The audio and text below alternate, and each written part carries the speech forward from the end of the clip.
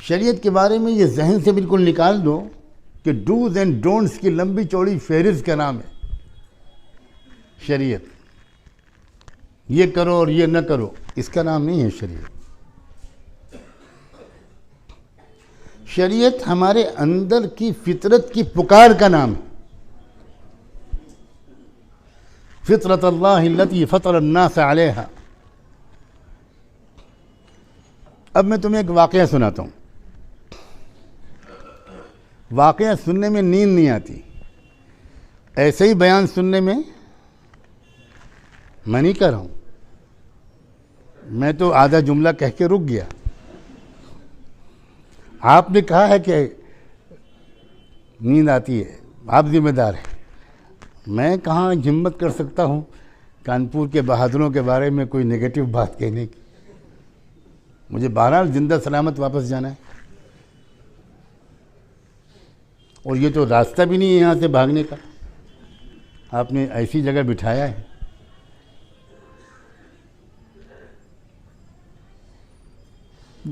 एक वाक़या सुनो। अल्लाह अकबर कबीरा। बहुत साल पहले की बात है। मैं उस वक्त लखनऊ में रहा करता था। लखनऊ में एक रिसर्च इंस्टीट्यूट है, CDRI, central drug research institute. उसमें जो मुस्लिम साइंटिस्ट और रिसर्च स्कॉलर्स उस ज़माने में थे, वो मुझसे बहुत ताल्लुक़ रखते थे, दर्स कुरान में आते थे। उस इंस्टीट्यूट की तरफ से एक इंटरनेशनल कॉन्फ्रेंस मुनक़िद की गई बायोकेमिस्ट्री की। उसमें एक अमेरिकन साइंटिस्ट प्रोफेसर जॉर्ज ऑर्डल, उनका नाम था, वो आए। वो भी आए। एक दिन मेरे पास मुसलमान कुछ रिसर्च स्कॉलर्स या साइंटिस्ट लोग आए और उन्होंने बताया कि एक हमारे यहाँ कॉन्फ्रेंस हो रही है, अब कल उसका आखिरी दिन है। उसमें एक अमेरिकन साइंटिस्ट आए हुए हैं, उनका ये नाम है, और उन्होंने हमसे कल ही ये कहा कि भाई हम किसी मुस्लिम इस्लामी स्कॉलर से मिलना चाहते हैं। हम इस्लाम के बारे में कुछ जानकारी हासिल करना चाहते हैं, हमें किसी से मिला दो। तो शहर में तो मुझसे बहुत बड़े बड़े हजरात थे, लेकिन वो लोग मुझसे ही वाकिफ़ थे। तो उन्होंने मुझसे कहा कि आप कुछ वक्त दे दीजिए, कल हम उनको लेकर आ जाएं। मैंने वक्त बता दिया और वो उनको लेकर आ गए। मैंने जहन में कुछ सोच कर रखा था कि अमेरिकन साइंटिस्ट हैं, तो इस्लाम के बारे में जो मैं उनको समझाने की कोशिश करूं, तो वो साइंस के लाइन से मैं कुछ समझाऊं। लेकिन जब वो आए तो मैं उनका हुलिया ही देखकर हैरान रह गया। बिल्कुल साधु लग रहे थे वो। सर मुड़ा हुआ था और सैफरॉन कलर के, ज़ाफ़रानी कलर के कपड़े पहने हुए थे, और गले में साईं बाबा का फोटो लटक रहा था।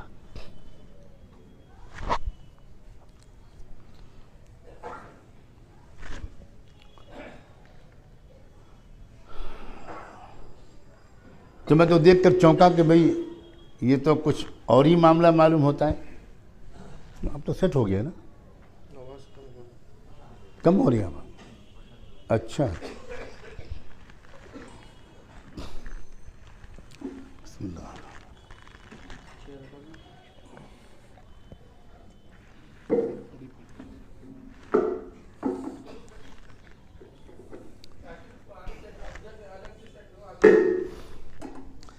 नहीं, बस वैसे नहीं।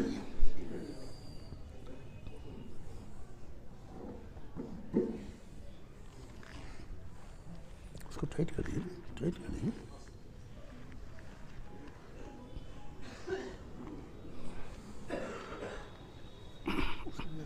इसको निकाल दिया, इसको निकाल दिया।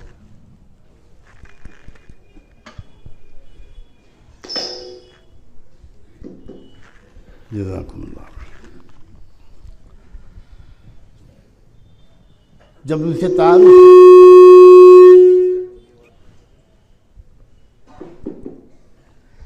उनसे तारुफ हुआ तो उन्होंने बताया कि मैं 4 महीने साईं बाबा के यहाँ दर्शन और फ़लसफ़ा सीख कर आया हूँ, वेदांत का।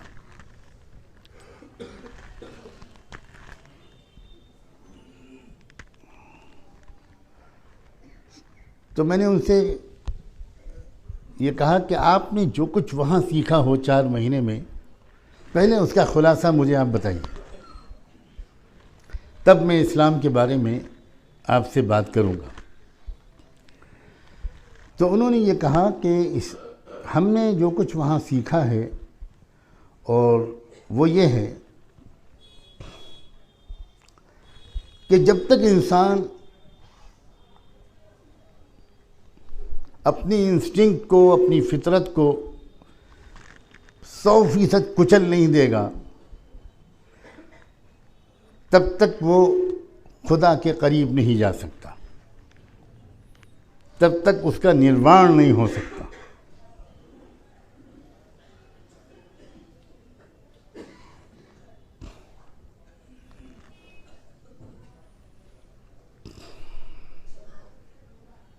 मैंने उनकी बात सुनी और उस पर कोई तबसरा नहीं किया और उनसे कहा कि अब आप मुझसे पूछिए कि क्या पूछना चाहते हैं। उन्होंने कहा मैं इस्लाम को समझना चाहता हूँ, इस्लाम क्या चाहता है, खुलासा क्या है, स्पिरिट और रूह क्या है इस्लाम की, उसके पीछे फ़िलासफ़ी क्या है। तो मैंने उनसे कहा कि आपके पास कोई डायरी और पेन है। वो एक सादा सा कपड़े का थैला लिए हुए थे, कोई ब्रीफकेस वगैरह नहीं था। उन्होंने उसमें से डायरी निकाली, पेन निकाला और कहा कि हाँ बताइए क्या लिखना है मुझे। मैंने कहा आप 2 कॉलम बनाइए और पहले आप उन तमाम चीज़ों को लिखना शुरू कीजिए जिनको आपकी इंसानी फितरत पसंद करती है, जो आपको अच्छी लगती है। मैं खामोश बैठा रहूँगा, आप लिखते रहिए। जब लिखते लिखते लिखते लिखते सब पसंदीदा चीज़ें आप लिख चुके तो उसके बाद जितनी बातें आपको बुरी लगती हैं वो लिखना शुरू कीजिए और जब सब लिख चुकिएगा तब मुझे बताइए। काफ़ी देर लगी, वो सोचते रहे, लिखते रहे, सोचते रहे, लिखते रहे, सोचते रहे, लिखते रहे। तकरीबन आधा घंटा लगा होगा या इससे भी ज़्यादा। उसके बाद उन्होंने कहा कि मैं अब सब लिख चुका।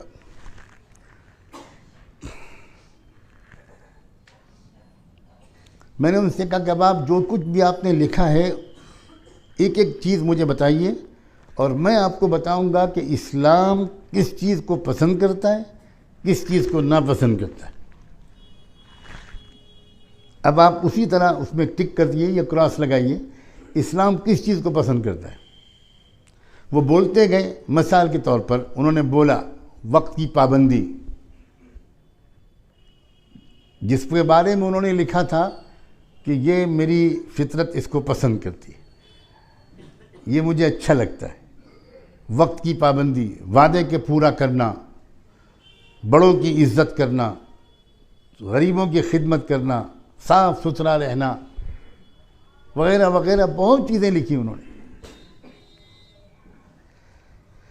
और बहुत सी वो चीज़ें भी लिखी जो उनको सख्त नापसंद थी। जुल्म करना, कत्ल करना, हक मारना, बदनवानी और करप्शन, जुल्म, बड़ों की इज्जत न करना, गरीबों का दिल दुखाना, कमज़ोरों का हक मारना। तो जिस चीज़ को उन्होंने ये लिखा था कि आई लाइक इट, मैं इसको पसंद करता हूँ, वही चीज़ के बारे में मैं बताता चला गया। हर चीज़ के बारे में कि इस्लाम इसको पसंद करता है, इस्लाम इसको पसंद करता है, इस्लाम इसको पसंद करता है, इस्लाम इसको पसंद करता है। और जितनी चीज़ों के बारे में उन्होंने लिखा था कि मैं इसको नापसंद करता हूँ, मुझे ये चीज़ नापसंद, मुझे ज़रा रास्ता दे दे, ज़रा थोड़ा सा रास्ता दे दे, रास्ता दे दे।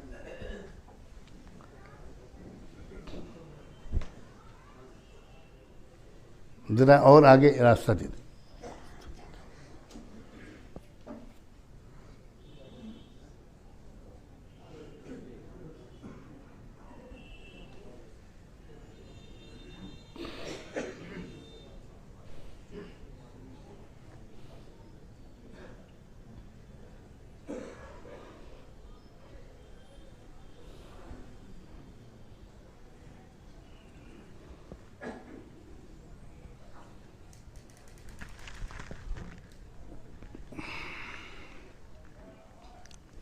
जब सारी चीज़ों के बारे में मेरी गुफ्तगू उन्होंने सुनी और लिखते गए लिखते गए लिखते गए लिखते गए लिखते गए, तो पहले तो उन्होंने बहुत हैरत का इजहार किया कि क्या मतलब, हर उस चीज़ को इस्लाम ने पसंद किया है जो चीज़ मुझे खुद पसंद है,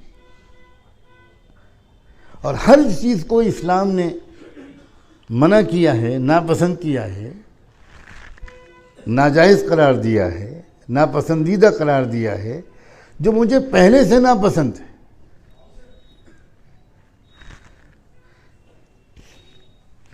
काफ़ी हैरत का इजहार किया उन्होंने। मैंने कहा कि अब आप मेरी बात को ध्यान से सुनिए, मैं आपसे पूछना चाहता हूँ कि जो आप साईं बाबा का फ़लसफ़ा सीख कर आए हैं कि जब तक अपनी फितरत के हर तकाज़े को कुचल न दिया जाए, जब तक अपनी फितरत और इंस्टिंक्ट को बुरी तरह क्रश न कर दिया जाए, तब तक खुदा का कुर्ब हासिल नहीं हो सकता। मैंने आपसे पूछता हूँ प्रोफेसर जॉर्ज ऑर्डल साहब, आपने बताया था शुरू में अपने तारुफ में कि आप अमेरिका के शहर शिकागो के रहने वाले हैं, तो शिकागो की कितनी आबादी है? उन्होंने बताया कि इतने मिलियन। मैंने उनसे पूछा कि इतने मिलियन आबादी में आप समेत कितने लोग इस फ़लसफ़े पर अमल कर सकते हैं कि हर मामले में अपनी फितरत के ख़िलाफ़ वर्जी की जाए, कुचला जाए अपनी फितरत को, कुचला जाए बिल्कुल, कितने लोग कर सकते हैं? तो वो थोड़ा शर्मिंदा होकर बोले कि मैं तो नहीं समझता कि कोई भी कर पाएगा, इंक्लूडिंग माई सेल्फ। अपने बारे में कहा कि मैं भी नहीं कर पाऊँगा। मैंने कहा आपकी फैमिली में, आपके शहर में, आपके स्टेट में, आपके मुल्क अमेरिका में? तो वो हर बात का जवाब देते गए कि इस फ़लसफ़े पर कोई अमल नहीं कर पाएगा। और मैंने कहा कि अब आप ये बताइए कि ये जो बात मैंने आपसे कही है कि हर वो बात जो हमारी फितरत को ख़ुद पसंद है, उसी को इस्लाम कन्फर्म कर रहा है, उसी की इस्लाम तरगीब दे रहा है, और हर वो बात जो फितरत को, हमारी फितरत को नापसंद है, उसी से इस शरीयत रोक रही है। तो अब आप बताइए, किसी इंसान की फितरत ही ख़राब हो, किसी इंसान का मिजाज ही बिगड़ जाए, उसको छोड़कर एक नॉर्मल, एक सेहतमंद इंसान, आप बताइए कि इस पर अमल कर सकता है कि नहीं? तो उन्होंने कहा कि ये तो बहुत आसान है, ये तो बहुत आसान है। अब इस बात को नकल करके मैं आपको समझाना चाह रहा हूँ कि वो शख्स बहुत ज़्यादा मुतासिर हुआ और भी मेरी तफसीली गुफ्तगू हुई। आखिर में उन्होंने कहा कि मुझे बहुत आपने एक नया रास्ता खोला है। वो उनके लिए नया रास्ता था, किसी ईमान वाले के लिए नया रास्ता नहीं था। लेकिन मुझे अफसोस है कि मैं कल वापस जा रहा हूँ, काश कि मुझे कुछ और दिन यहाँ क़याम करने का मौका मिलता। तो मैंने उनसे कहा कि ये तो आप हर जगह हासिल कर सकते हैं, आप अपने यहाँ वापस वहाँ जाकर जो उलमा हैं, स्कॉलर्स हैं, उनसे रब्ता रखिएगा और उनको मुस्लिम कम्युनिटी सेंटर जो शिकागो में है उसका मैंने नाम पता बता दिया। वहाँ के एक ज़िम्मेदार थे हैदराबाद के, उनका फ़ोन नंबर दे दिया और ये कहा कि आप उनके ज़रिए से वहाँ के स्कॉलर से रब्ता रखिए, हो सकता है कि आप किसी अच्छे नतीजे तक पहुँच जाएं। अजीज़ों, शायद साल भर हुआ होगा या इससे कुछ कम रमज़ान का महीना था, जुमे की शब थी कि उनका फ़ोन आया और ये कहा कि आपको बहुत खुशी होगी जानकर कि मैं इस वक्त मुस्लिम कम्युनिटी सेंटर में बैठा हूँ और मैंने अभी थोड़ी देर पहले कलिमा शहादत कबूल किया है और अब मेरा नाम सईद अहमद रखा गया है। ये क्यों मैं आपके सामने बयान कर रहा हूँ? शरीयत कितनी खूबसूरत, कितनी आसान, एक इंसान को एक